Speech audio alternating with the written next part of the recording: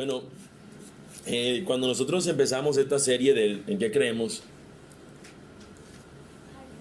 O en lo que creemos, nosotros hablábamos, o en esto creemos, como dice acá en la diapositiva, nosotros decíamos, y lo seguimos diciendo, que cuando tomamos todo el material para estudiar se basaba en dos confesiones básicamente, y ambas confesiones son bautistas. Y decíamos que teníamos razones particulares para poder nosotros considerarnos que entendemos o que formamos parte de estas características o estos distintivos bautistas. Precisamente el día de hoy nosotros vamos a ver uno de esos distintivos. La razón de por qué los bautistas se llaman bautistas es porque ellos bautizaban nuevamente, ya que muchas personas se acercaban diciendo que eran fieles del Señor y ya habían sido bautizados desde niños. Los bautistas entendían que el bautismo no era simplemente un hecho que se hacía cuando una persona no tenía entendimiento de lo que hacía, sino cuando alguien entiende que lo que está haciendo tiene un sentido del por qué se hace, y es lo que queremos ver acá. Quisiera recordar precisamente eso. Cuando nosotros comenzamos la serie dijimos que nos identificábamos con la doctrina bautista, y el bautismo y aún la cena del Señor tienen mucho que ver en estos asuntos de distintivos como credo bautista, si pudiéramos decirlo de esa manera. Quisiera citar lo que los distintivos bautistas dicen. Los bautistas comúnmente usan el término ordenanzas en vez de sacramentos, al referirse al bautismo y a la cena del Señor. Aunque algunos puedan usar la palabra sacramento, nunca implica que cualquiera de estas dos ordenanzas sea necesaria para que una persona sea salva.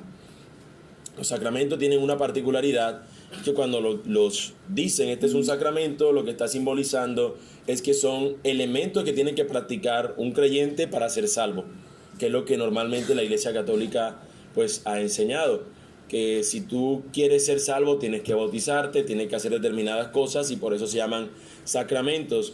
Nosotros lo llamamos ordenanzas porque vemos que es una orden directa del Señor Jesús que la iglesia debería seguir haciendo.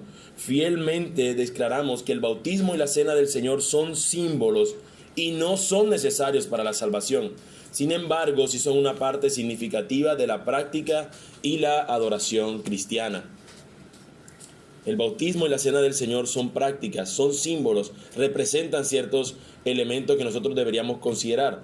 Pero no quiere decir que para que una persona sea salva, tiene que bautizarse y debe haber en algún momento participado de la cena del Señor. Son elementos importantes, nos enseñan grandes cosas, pero simplemente son respuestas a una acción que el Señor demanda de cada uno de nosotros. En primer lugar, quisiera entonces que viéramos de estas dos ordenanzas el bautismo. Y en el bautismo queremos que observemos el ejemplo de Jesús. Así que quisiera primeramente que nosotros viéramos cómo es Jesús quien nos muestra el ejemplo al bautizarse. Así que quisiera que aquellos que tienen ese texto del bautismo, el ejemplo de Jesús, estemos preparados y leamos Mateo 3, 13 al 17. Otros con Marcos 1 del 9 al 11 y Lucas 3 del 21 al 22. Mateo capítulo 3. Versículo 13 al 17. Entonces Jesús vino de Galilea a Juan al Jordán para ser bautizado por él. Mas Juan se le oponía diciendo: yo necesito ser bautizado por ti, y tú vienes a mí. Pero Jesús le respondió: deja ahora, porque así conviene que cumplamos toda justicia. Entonces le dejó. Y Jesús, después que fue bautizado, subió luego del agua, y he aquí los cielos le fueron abiertos, y vio al Espíritu de Dios que descendía como paloma y venía sobre él. Y hubo una voz de los cielos que decía: este es mi Hijo amado, en quien tengo complacencia. Amén. Marcos 1, 9 al 11. Marcos 1, 9 al 11 dice: aconteció en aquellos días que Jesús vino de Nazaret de Galilea y fue bautizado por Juan en el Jordán. Y luego, cuando subía del agua, vio abrirse los cielos y al Espíritu como paloma que descendía sobre él. Y vino una voz de los cielos que decía: tú eres mi Hijo amado, en ti tengo complacencia. Lucas 3, 21, 22. Aconteció que cuando todo el pueblo se bautizaba, también Jesús fue bautizado, y orando el cielo se abrió, y descendió el Espíritu Santo sobre él, en forma corporal, como paloma, y vino una voz del cielo que decía: Tú eres mi Hijo amado, en ti tengo complacencia. O sea que observamos nosotros el bautismo de Jesús, primero que Él fue quien lo hizo y nos muestra el ejemplo, es obediente a que se cumpla toda justicia, como le diría a Juan el Bautista, quien fue quien le bautizó, quien se siente indigno de hacerlo, como cualquiera de nosotros si tuviera el rol de Juan el Bautista, teniendo que bautizar al Señor Jesucristo. Pero interesante, mis hermanos, que cuando nosotros vamos a observar el bautismo y cómo Jesús lo instituye, Él va a decir que se haga en el nombre del Padre, del Hijo y del Espíritu Santo. Cuando Jesús se bautizó, también estaba la Trinidad allí, no solamente en este caso siendo mencionada, sino que estaba siendo presente. Cuando observamos que Jesús es quien está, el Hijo está bautizándose, el Espíritu Santo en forma de paloma desciende sobre él, y la voz del cielo del Padre diciendo: Este es mi Hijo amado, en quien tengo complacencia. Así que aún en Jesús, Él nos muestra el ejemplo de qué se hace, de ir a las aguas, de ser bautizado, pero también que el Padre, el Hijo, el Espíritu Santo debe, por lo menos nosotros hacemos la mención, haciendo con esto entendimiento de que es en el nombre del Señor Trino que nosotros lo estamos haciendo. Yo quisiera, antes de pasar a cada ítem que tenemos siempre en cuenta de lo que queremos acerca del bautismo, preguntarle a los que están aquí bautizados: ¿por qué ustedes se han bautizado? ¿Cuáles son las razones para bautizarse? ¿Ustedes creen que el por qué lo han hecho? La razón primordial fue dar testimonio al mundo de que creo en Jesús. Dar testimonio al mundo de que crees en Jesús Y que Él ha sido mi Salvador. y que Él ha sido tu Salvador. ¿Alguien más? ¿O como Como una forma de demostrar que he nacido de mi viejo yo. Ok, una forma de mostrar que ha nacido de nuevo y que su viejo yo ha sido sepultado, crucificado allí. ¿Alguien más tenía esas mismas o puede agregarle alguna otra? Pues una manifestación pública, ¿sabes? La iglesia local que en ese entonces estaba demostrando de que he creído en esa del Señor, y también a la vez un compromiso así en ese proceso, en ese caminar con el Señor. Ok. Muy bien, yo le pregunto porque a veces nosotros pudiéramos ser, sin proponernos, tal vez sin proponernos, partícipes de algo que no sabemos por qué ocurre. Pues un ejemplo, en una ocasión íbamos a planificar un partido de fútbol con unos sobrinos de mi esposa, le íbamos a jugar fútbol y me dice uno: no, hoy no puedo. ¿Por qué? No, porque hoy es la final. Y dije: ¿cuál final? Porque sabía que no había fútbol. ¿Cuál final? Le dice: la final de béisbol. Y pues yo sé que el béisbol normalmente lo entendemos más lo de la costa. Yo le pregunto: ¿béisbol? ¿Y tú sabes de béisbol? Sí, ya lo estudié, dice algo. Ah, bueno, chévere. Fíjate, no sabía que era la final. ¿Y quiénes juegan? No sé. Pero todo el mundo va para allá. Así que yo quiero ir al estadio. No importaba realmente para él quién era lo que iban a jugar. Simplemente él quería estar con todo el mundo que iba a estar en el estadio, porque el Barranquilla iba a estar ese día en el estadio. Y así probablemente tú viste con un grupo de tus amigos o de personas a tu alrededor que tenían quizás algunos menos tiempo que tú, fueron a las aguas bautismales, y tú dices: yo no me voy a quedar afuera, tal vez yo me voy a meter en este paquete. Pero tal vez no sabía la razón.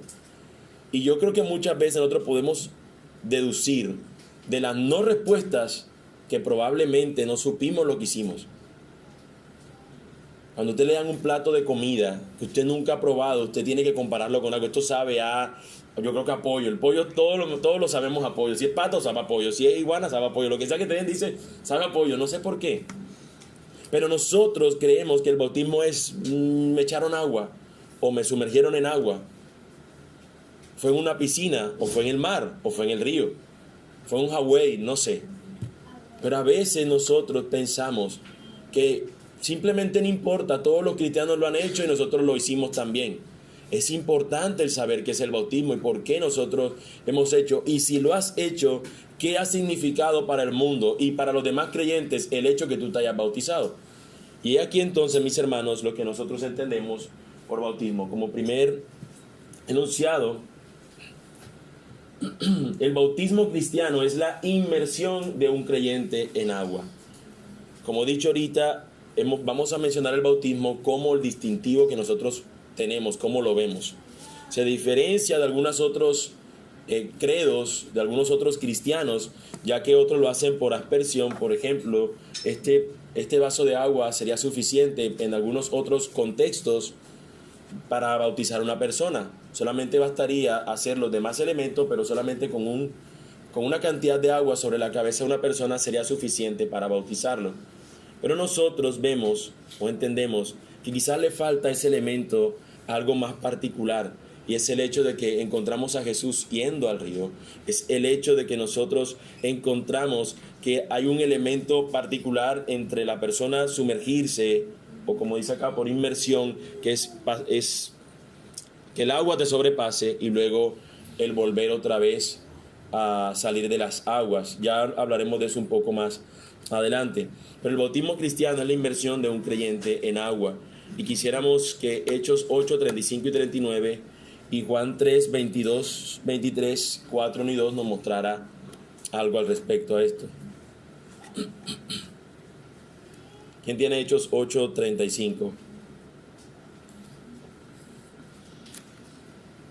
Y le vieron todos los que habitaban en Lida y en Sarón, los cuales se convirtieron a la fe. Había entonces en Jope una discípula llamada Tabita, que traducido quiere decir Dorcas.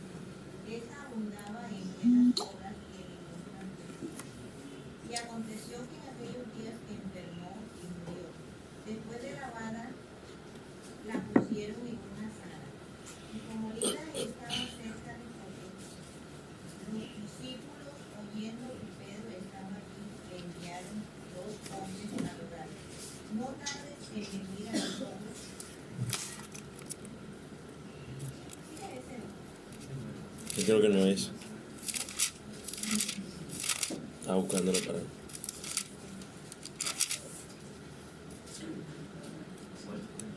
Hechos 8, 35. Tranquila. Ahora sí. Yo estaba buscando y cuando pasé eso. El texto no lo leí ayer. Bueno, ahora sí, hermano. Perdón. Entonces Felipe, abriendo su boca y comentando desde esta escritura, le anunció el evangelio de Jesús. Siguiendo por el camino llegaron a cierta agua y dice: el eunuco, aquí hay agua, ¿qué impide que yo sea bautizado? Felipe dijo: si crees de todo corazón, bien puedes. Y respondiendo dijo: creo que Jesucristo es el Hijo de Dios. Y mandó parar el carro y descendieron ambos al agua, Felipe y el eunuco, y le bautizó. Cuando subieron del agua, el Espíritu del Señor arrebató a Felipe, y el eunuco no creyó más y siguió gozoso su camino. ¿Hasta ahí nada más? Sí, hasta allí. Ok, y el otro texto que tenemos es Juan 3, 22, 23. Después de esto, vino Jesús con sus discípulos a la tierra de Judea y estuvo allí con ellos y bautizada. Juan bautizada también en Eneón, junto a Salim, porque había allí muchas aguas, venían y eran bautizados. Cuando pues el Señor entendió que los fariseos habían oído decir: Jesús hace bautiza más discípulos que no, aunque Jesús no bautiza, sino sus discípulos. Exacto, entonces vemos que parece en un primer texto que Jesús era el que lo practicaba, pero luego nos dice en el 4 que quien bautizaban eran sus discípulos. Pero hay unos elementos particulares, y es que siempre hay un agua abundante, siempre hay un río, hay algún arroyo, hay algo donde ellos van y acuden a bautizarse. Si fuesen cualquier elemento, una porción de agua, una tinaja de agua bastaría para que esa persona pudiera hacerlo. Nos damos cuenta que hay un elemento particular, como decía, que lo vamos ahora más adelante a hablar de él, pero otra cosa que nosotros podemos observar es que las personas que lo hacían se les predicaba el arrepentimiento de sus pecados. No es simplemente ir a bautizarse porque sí, ir al agua porque sí, sino que hay un elemento donde la persona lo hace consciente que le están diciendo de que él necesita arrepentirse, como le fue en el caso de Felipe el eunuco, que le llama hermana Sor, donde nosotros nos encontramos que este hombre dice, no entiendo esto, él desde ese texto le habla del evangelio de Jesucristo, y luego empieza y le pregunta, ¿crees de todo corazón? Y él le dijo, sí, creo en el Señor Jesucristo, que Él es el Hijo de Dios. Así que de allí esa respuesta es cuando pasan al tema de bautizarse esta persona. Por eso creemos también que ese elemento de que la persona tiene que estar con un convencimiento claro de creer en el Señor es que nos diferencia de algunos otros que bautizan niños. Porque un niño no tiene esa capacidad aún. Porque un bebé recién nacido, un niño de escasos días de nacido, no tiene la capacidad de entender que es un pecador y que necesita a Jesucristo como su Salvador. No tiene esa capacidad. Por tal razón nosotros encontramos que no tendría mayor sentido bautizar a un infante, sino que bautizamos a aquellos que puedan realmente creer y dar razón de que han creído en el Señor. Ahora, como segundo elemento, como segundo ítem, también tenemos que el bautismo se realiza en el nombre del Padre, del Hijo y del Espíritu Santo, y ese es otro elemento particular. Es simplemente echar a la persona en el agua, pasarla un momento, luego sale de allí, pero es clave que tiene que hacerse en el nombre del Padre, del Hijo y del Espíritu Santo. Hechos 10, 47 y 48 y Gálatas 3, 27 y 28 nos muestran ejemplos de lo que es el bautismo. Hechos 10, 47, 48. Entonces respondió Pedro, ¿puede acaso alguno impedir el agua para que no sean bautizados estos que han recibido el Espíritu Santo también como nosotros? Y mandó bautizarles en el nombre del Señor Jesús. Entonces le rogaron que se quedase por algunos días. Ok, y Gálatas 3, 27, 28. Porque todos los que habéis sido bautizados en Cristo, de Cristo estéis recibidos. Ya no hay judío ni griego, no hay esclavo ni libre, no hay varón ni mujer, porque todos nosotros somos Cristo Jesús. Okay, que el bautismo entonces nos muestra también una unidad, y aunque aquí dicen el nombre de Cristo Jesús, es porque ha sido instituido por Cristo Jesús. Mateo 28, 19 y 20, que es el texto que vamos a leer al final, no ahora, pero nos muestra claramente nos muestra que el Señor nos lleva a que lo hagamos en el nombre del Padre, del Hijo, del Espíritu Santo. Nosotros nos encontramos, y quizás este ítem es un poco más amplio, pero nos ayuda a entender el por qué nosotros nos hemos bautizado y por qué somos invitados a aquellos que han depositado su fe en Jesús a bautizarse. El siguiente ítem, Carlos, por favor. Nos dice, es un acto de obediencia. Hemos visto en los anteriores primero que es inmersión de un creyente en agua, que se realiza en el nombre del Padre, del Hijo y del Espíritu Santo, pero ahora vamos a ver las razones. Es un acto de obediencia que simboliza, representa la fe del creyente en un Salvador crucificado, sepultado y resucitado. La muerte del creyente al pecado, la sepultura de la antigua vida y la resurrección para andar en novedad de vida en Cristo Jesús. Es un testimonio de su fe a la resurrección final de los muertos. Así que cada uno de pronto ustedes ahorita cuando hay una definición encierra estos elementos que vemos ahora. Es un acto, así como la cena del Señor que vamos a estudiar también hoy, representa en esos elementos algo particular del Señor. El bautismo nos muestra a nosotros el que hemos dejado nuestra vida atrás y que al salir de esa agua es como si resucitáramos. Un testimonio también decimos, ya ahora es una nueva vida en la que estoy. Es un testimonio, como bien decía uno de ustedes, a los demás, de que ahora yo soy de Cristo, de que soy una nueva creación. Es un acto de obediencia que simboliza nuestra fe en nuestro Salvador, que ha sido crucificado, que ha sido también sepultado, pero que al tercer día resucitó. Hechos 16 del 30 al 33, Romanos 6, 3, 5, Romanos 6 del 3 al 5 y Colosenses 2, 12 nos dan testimonio de eso. Hechos 16, 30 al 33, dice. Y sacándolo, él les dijo, señores, ¿qué debo hacer para ser salvo? Y ellos dijeron, cree en el Señor Jesucristo y serás salvo tú y tu casa. Romanos 6. No, Esa pausa prolongada. Y le hablaron la palabra del Señor a él y a todos que procesan. Ellos dijeron bien. Y le hablaron la palabra del Señor a él y a todos los que estaban en su casa. Y él, tomándolo en aquella misma hora de la noche, les lavó las heridas y enseguida se bautizó él y todos los suyos. Ok. Ya, ahora sí, Juan Camilo, prosigue. Romanos 6, del 3 al 5. ¿No sabéis que todos los que hemos sido bautizados en Cristo Jesús hemos sido bautizados en su muerte? Porque somos sepultados juntamente con Él para muerte por el bautismo, a fin de que como Cristo resucitó de los muertos por la gloria del Padre, así también nosotros andemos en vida nueva.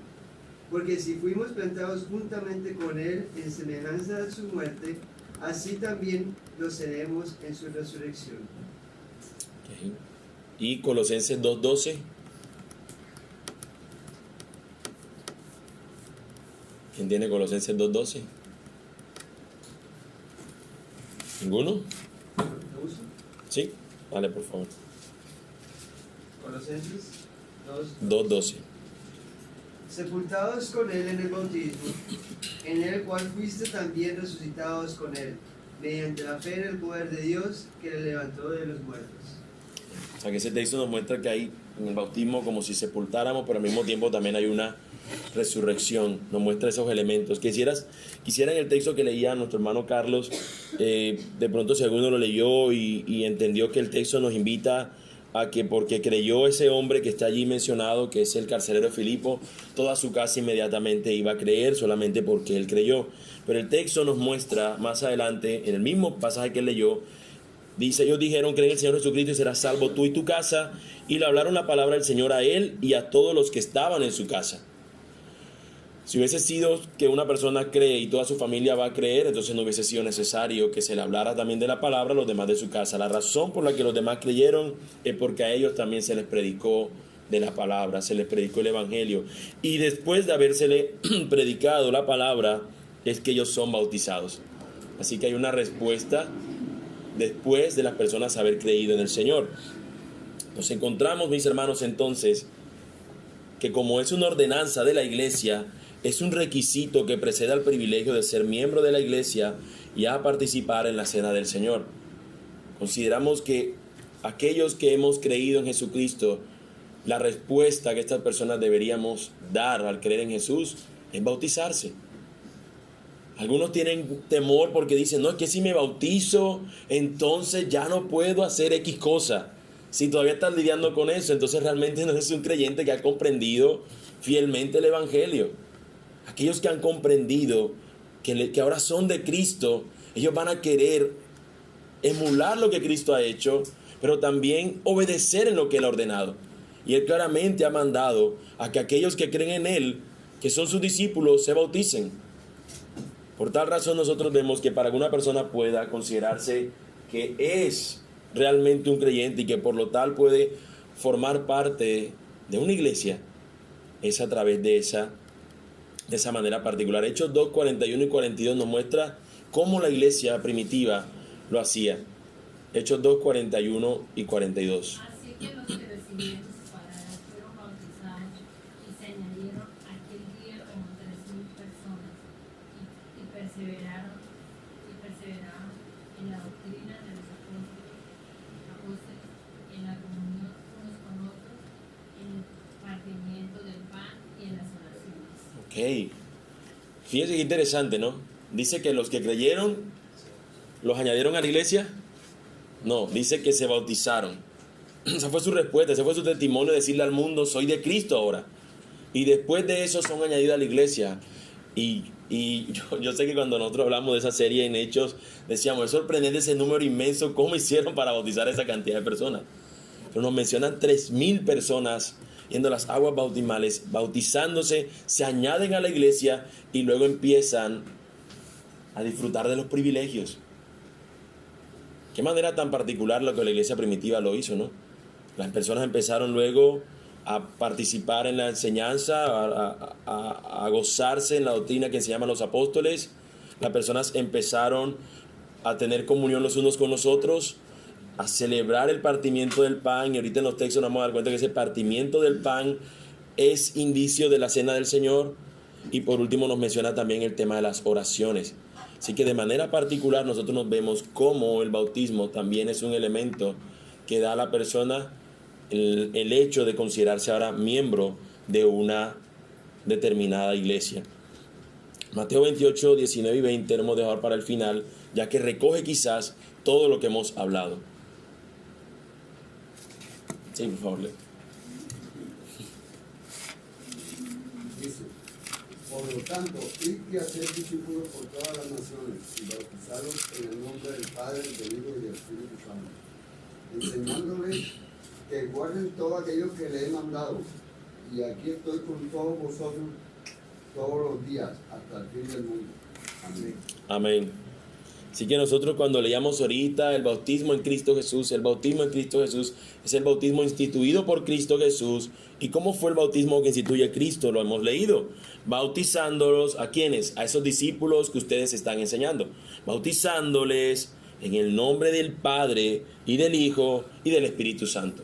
La razón por la que decimos eso es porque el mismo Señor Jesús nos ha dado la manera como debemos hacerlo. Así que yo espero que haya sido tal vez suficiente para nosotros saber por qué nos hemos bautizado lo que lo hemos hecho y por qué, si tú ahora eres de Cristo, deberías considerar el bautismo como una respuesta clara y claramente evidente, y la que continúa al hecho de tu haber creído en Cristo. Pero también hay otra ordenanza que el Señor nos ha dado, y es la cena del Señor. La cena del Señor. Y quisiera que veamos cómo Jesús es quien la instituye al realizarla y cómo nos invita a que nosotros sigamos ese ejemplo de lo que Él ha hecho. Así que esta cena del Señor es realizada por Jesús. El ejemplo lo tomamos de Él también, al igual que el bautismo. Y quisiera que leyéramos entonces Mateo 26, del 26 al 30, Marcos 14, 22 al 26 y Lucas 22, 19 al 20. Y mientras comían, tomó Jesús el pan y bendijo, y lo partió y dio a sus discípulos y dijo: tomad, comed, este es mi cuerpo. Tomando la copa y habiendo dado gracias, les dio diciendo: bebed de ella todos, porque esto es mi sangre del nuevo pacto, que por muchos es derramada para la remisión de los pecados. Yo os digo que desde ahora no beberé más de este fruto de la vid hasta aquel día en la que viva de nuevo con vosotros en el reino del Padre. Marcos 14, 22, 26. Y mientras comían, Jesús tomó pan y bendijo, y lo partió y les dio, diciendo: tomad, esto es mi cuerpo. Y tomando la copa, y habiendo dado gracias, les dio, y bebieron de ella todos. Y les dijo: esto es mi sangre del nuevo pacto, que por muchos es derramada. De cierto os digo que no beberé más del fruto de la vid, hasta aquel día en que lo beba nuevo en el reino de Dios. Cuando hubieron cantado el himno, salieron algunos de los hombres. Y Lucas 22, 19 al 20. Y tomó el pan y dio gracias, y lo partió y les dio, diciendo: esto es mi cuerpo, que por vosotros he dado, haced esto en memoria de mí. De igual manera, después que hubo cenado, tomó la copa y dijo: esta copa es el nuevo pacto en mi sangre, que por vosotros es dada. Gracias. Vemos que al igual que en el bautismo, los evangelistas dan testimonio de que Jesús se bautizó, por un lado, y ahora en la cena del Señor vemos que Él la practica, lo que nosotros conocemos habitualmente como la última cena del Señor allí con sus discípulos. Y es particular, y aunque cuando leía a cada uno de los hermanos, al igual que en el bautismo, veíamos que dice de manera casi que idéntica la misma cosa. La razón del por qué leímos los tres textos es para que veamos cuán importante ha sido, no solamente para estas personas que fueron usados como el Señor como autores divinos para escribir eso, sino aún para la tradición cristiana desde siempre. ¿Qué tan importantes han sido estas cosas? Tenerla en cuenta, ver que estas personas se tomaron el tiempo, dirigidos por el Espíritu Santo, para no perder de vista estos elementos, que el Señor se bautizó, pero que el mismo Señor, el último día, lo último que iba a hacer con sus discípulos era cenar con ellos, pero no era simplemente una cena particular, cualquier cena, simplemente esta cena, o de manera importante esta cena, tenía unos elementos que iban a ser considerados útiles, unos elementos que a nosotros nos conmemoran, nos representan, nos simbolizan algo más grande que simplemente partir un pan y que tomar el fruto de la vid.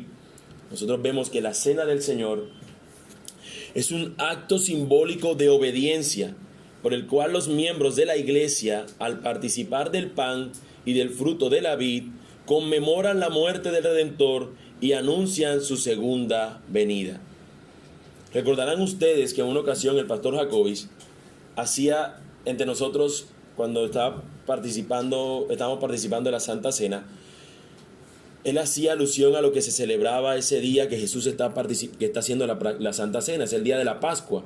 Y la Pascua judía tiene un elemento, cuando se celebra, que es pan, vino, pero importante que no podía faltar era el cordero, porque ellos sabían que fue un cordero el que el Señor les había dado para que ellos tomaran ese cordero, la sangre que fue vertida al cordero, la pintaran el dintel de la puerta de su casa para cuando ellos estaban en Egipto. El Señor les había dado ese tipo de plan de acción. Pinten el dintel de la casa, que cuando el ángel de la muerte, como dice el texto, vaya a pasar entre ustedes, la casa que tenga la pintada de sangre del cordero, ahí no va a entrar el ángel de la muerte. Pero los que no tengan pintado, ahí va a entrar, y el primogénito de cada hogar iba a morir. Así que cuando están celebrando la Pascua, observan ellos si tienen pan, observan ellos si tienen vino, ¿dónde está el cordero? Y el cordero, nos ha dicho la misma escritura, que es Cristo. Él es el cordero de Dios que quita el pecado del mundo. Él es ese cordero que iba a vertir su sangre, cuyo cuerpo iba a ser golpeado, no solamente por los romanos, no solamente por los guardias de los sacerdotes judíos, sino la misma ira del Señor iba a recaer sobre él. Y eso lo hizo él para que por su sangre ahora nosotros no tengamos que ser destruidos, sino que aquellos que estemos en él, como esa casa que estuvo pintada por la sangre del Cordero, aquellos que estemos y que creemos en Cristo Jesús, en lo que él pagó con su sangre, somos guardados y preservados hasta el fin. Eso es lo que nosotros celebramos en la Cena del Señor, donde el cuerpo lo vemos, el pan lo vemos como el cuerpo de Cristo que ha sido partido, ha sido golpeado por nuestros pecados. Y el vino representa su sangre que ha sido vertida para perdonarnos y para salvarnos. Así que esos elementos son particulares. No celebramos la Cena del Señor con arroz de pollo y con Coca-Cola porque el Señor no lo instauró así, y porque no representan lo sagrado que es estas cosas. No representan cualquier cosa, no es un momento donde comemos, no es un momento donde decimos, ¿por qué esto es así? ¿Por qué es un pan y un vino? Porque representan lo que Jesús mismo hizo por nosotros. Fueron los elementos que Él usó y fue lo que Él nos da para que nosotros lo hagamos. Hechos 2, 41 y 42, que lo leíamos hace un rato, quisiera que lo volviéramos a leer.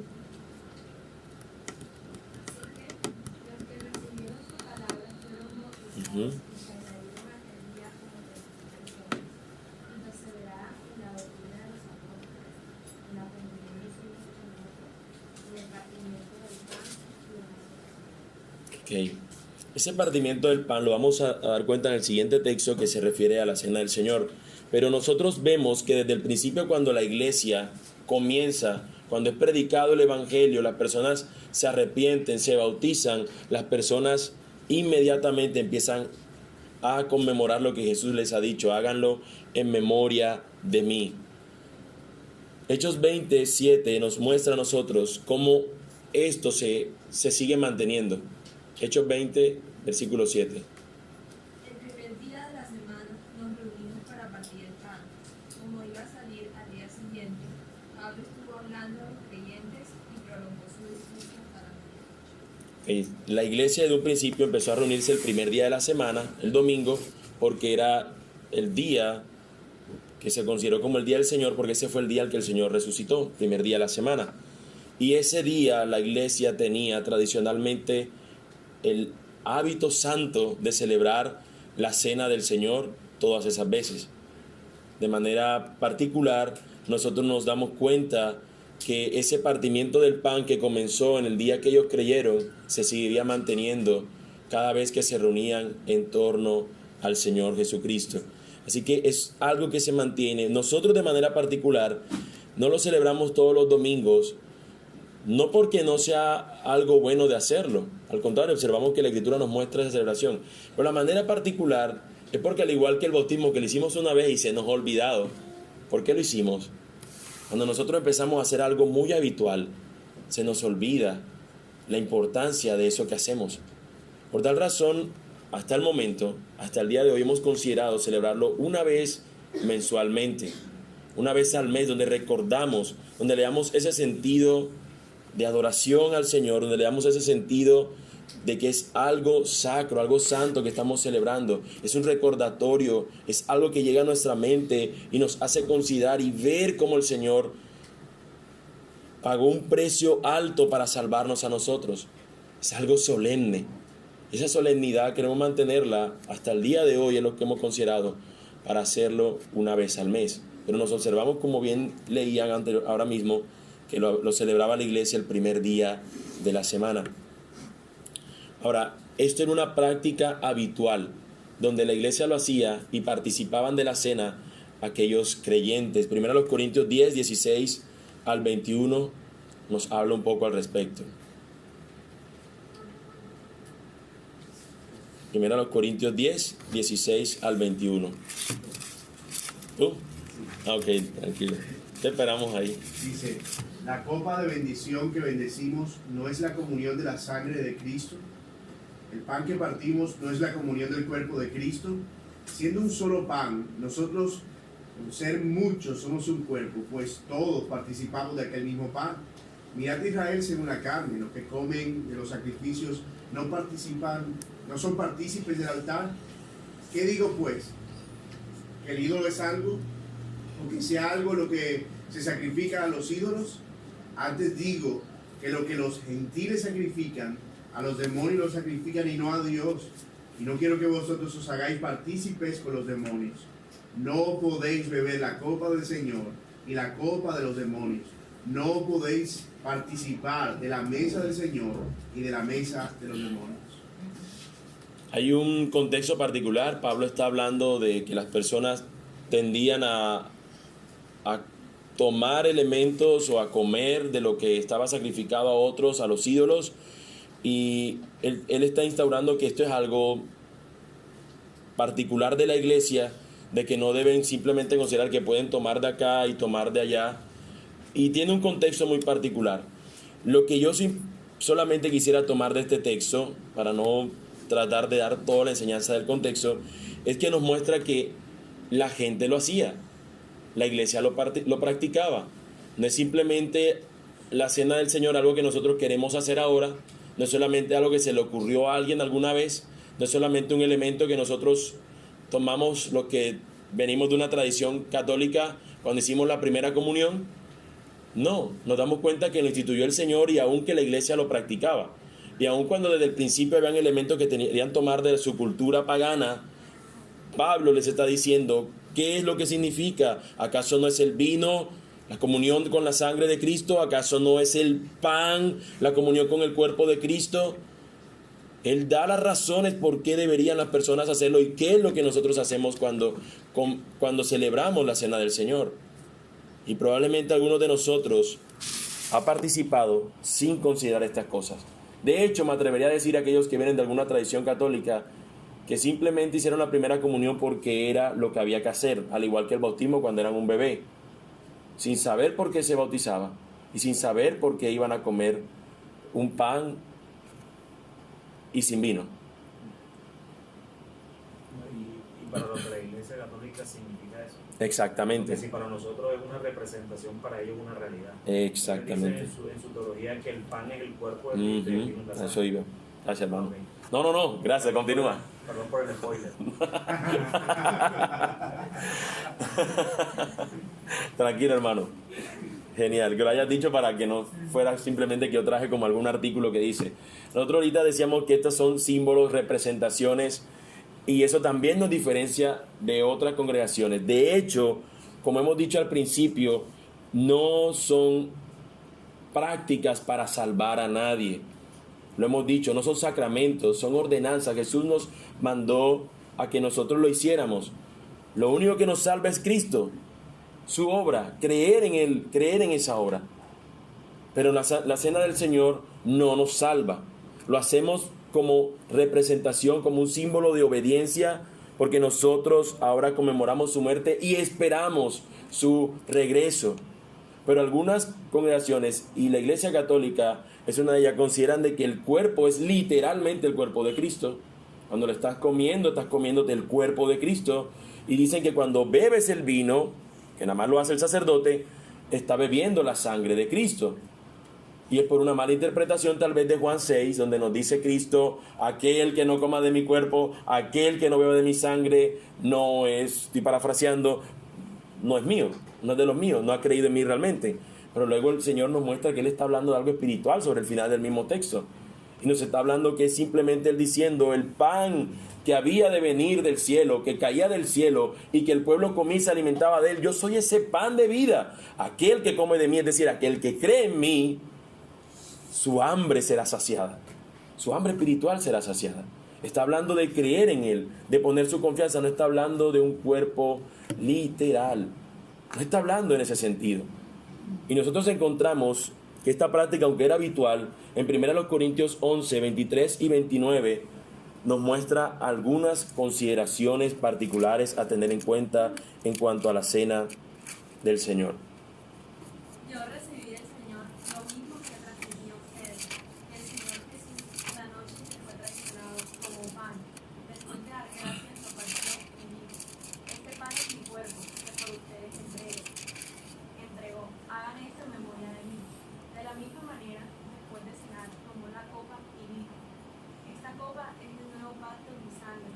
Hagan esto cada vez que beban en ella en memoria de mí. Porque cada vez que comen este pan y beben de esta copa, proclaman la muerte del Señor hasta que Él venga. Por lo tanto, cualquiera que come el pan o beba de la copa del Señor de manera indigna será culpable de pecar contra el cuerpo y la sangre del Señor. Así que cada uno debe examinarse a sí mismo antes de comer el pan y beber de la copa. Porque el que come y bebe sin discernir el cuerpo, come y bebe su propia condena. Hay algunos que toman que la cena del Señor pueden participar cualquier persona, tomando el ejemplo de que la última cena del Señor estuvo Judas allí entre ellos.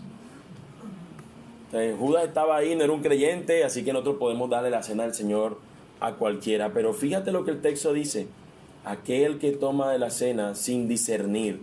Y ese discernir nosotros no podemos tomarlo simplemente como que aquel que esté sin pecado, porque entonces jamás nadie pudiera tomar la cena del Señor. Pero aquel que simplemente toma la cena del Señor sin tener en cuenta, sin haber entregado su vida al Señor, ese tal vez está siendo alguien que no ha considerado. Y no puedo atreverme a especular en eso, pero Judas fue uno de ese ejemplo, donde tomó la cena del Señor, bueno, la cena del Señor no, pero donde celebró la última cena y su mente estaba en otro lugar. Ese pan se estaba partiendo y Jesús tal vez allí mostrando que ese pan iba a ser Él, y Él como si nada, y tomando el vino, y Él como si nada. Pero aquellos de Cristo, cuando el pan es dado a cada uno de nosotros y tememos ese pan, decimos: Señor, así como yo mastico este pan, tu cuerpo fue desfigurado para salvarme a mí. Y cuando yo bebo esa copa, tomo el vino y ese fluido corre por mi cuerpo, yo digo: tu sangre así fue derramada en la casa de los sacerdotes cuando fue golpeado, en el pretorio del pretor romano de Pilato cuando fue golpeado, cuando él dejó su sangre en la corona de espina, cuando caminaba y su sangre fue vertiéndose camino al Gólgota, cuando finalmente fue clavado sus brazos, sus pies, Cuando Él finalmente allí sucumbe y empieza a desangrarse y vierte toda su sangre por nosotros. Cuando finalmente Él es lanzado, lo que sale es agua con un poco de sangre, mostrando que había sido deshidratado hasta lo último y que su sangre había derramado por nosotros. Aquella persona que toma estos elementos sin considerar eso, está siendo un necio. Está siendo alguien que no está teniendo en cuenta que esto no es simplemente algo para celebrar porque sí. No es simplemente ese partido de béisbol que no sé quiénes juegan la final, pero voy. Como el ejemplo que puse al principio. Tiene razones del por qué nos bautizamos y tiene razones el por qué celebramos la cena del Señor.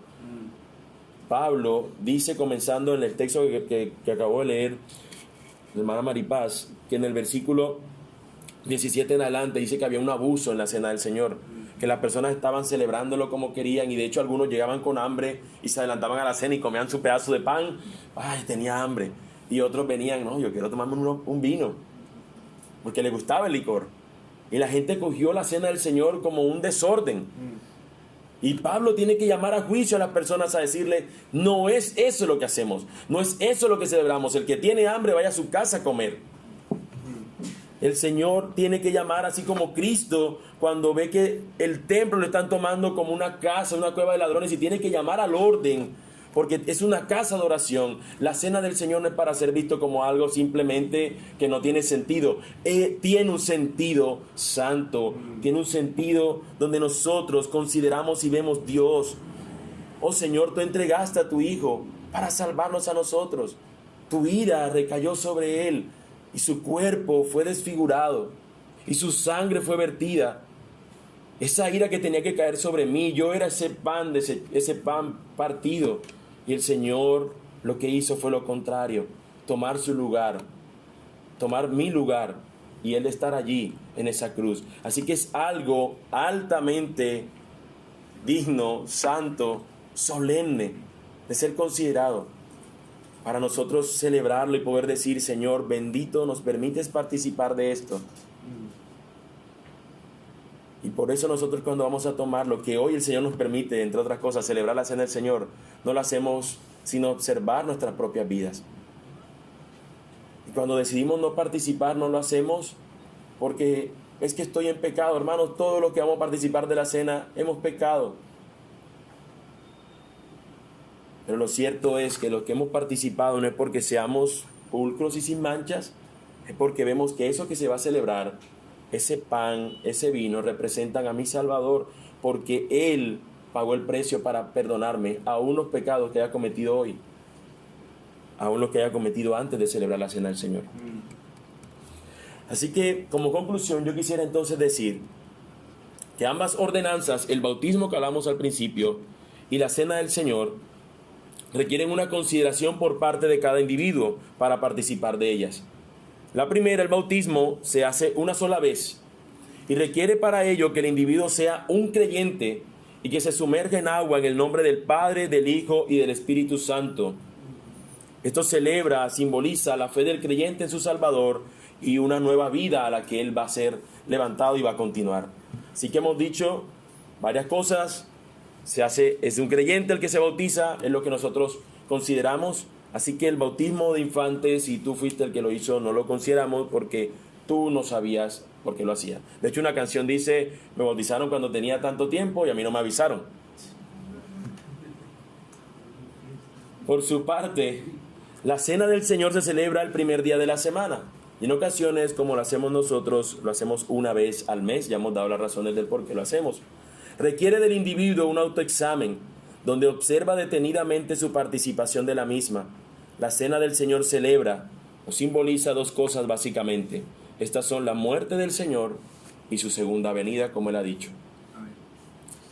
Así que quisiera simplemente cerrar con un artículo acerca de la confesión de fe, que data del 1840. Creemos que Cristo dejó dos ordenanzas que guardase su iglesia, el bautismo y la cena del Señor, y que las calificaciones bíblicas para el bautismo son el arrepentimiento y la fe, y que éste se administra correctamente solo por la inmersión, y que el bautismo es un requisito para la cena del Señor.